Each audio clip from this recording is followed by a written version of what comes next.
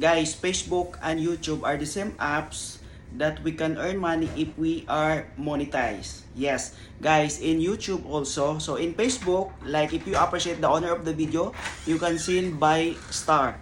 So in Facebook also, you can buy super thanks if you appreciate the video. Guys, check the video that I have in YouTube short.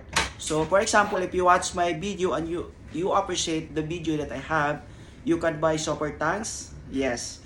So that's competition. So if in Facebook, you can support by sending star. Here in YouTube short or in long form video also in YouTube, you can support by buying super thanks and you can send it on the video directly. So guys, so if you compare the YouTube and Facebook salary, so in Facebook, they have terms and condition on rules and regulation that you need to follow.